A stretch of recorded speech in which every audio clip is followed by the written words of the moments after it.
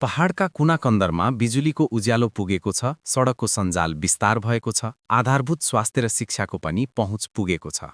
तर यी सुविधाहरूको चमकले पहाडका गाउँहरूको मन रित्तिनबाट जोगाउन सकेको छैन।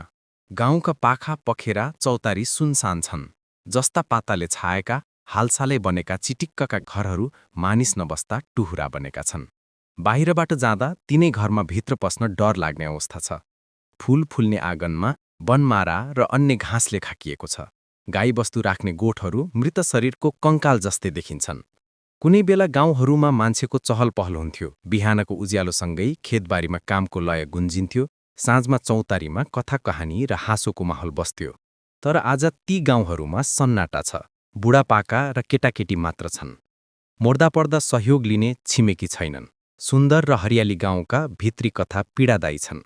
भिडियोमा देखाइएको गाउँ अर्घाखाँची सिद्धगङ्गा नगरपालिका 5 गल्धा, थारपाइला, धनचौर लगायतको भए पनि प्राय पहाडी गाउँको अवस्था यस्तै छ। पहाडका गाउँहरू रित्तिनुको सबैभन्दा ठूलो कारण हो बसाइसराई। रोजगारी, शिक्षा, स्वास्थ्य र सुविधाको खोजीमा युवाहरू सहरतिर वा विदेशतिर लागेका छन्।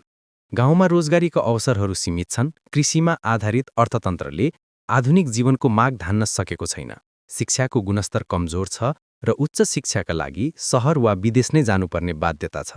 स्वास्थ्य सेवाको अभाव र बजारको दूरीले पनि गाउँको जीवन कठिन बनाएको छ। यी सबै कारणले युवाहरू गाउँ छोड्न बाध्य छन् र फर्कने सम्भावना न्यून छ। परिणामस्वरूप गाउँहरूमा बुढापाकाहरू मात्र छन्। रोजगारीको अवसर, गुणस्तरीय शिक्षा, स्वास्थ्य सेवा र स्थानीय स्रोतको उपयोग, कृषिमा आधुनिकीकरण, पर्यटनको विकास र स्थानीय उद्यमशीलताले गाउँमा आशाको किरण ल्याउन सक्छ।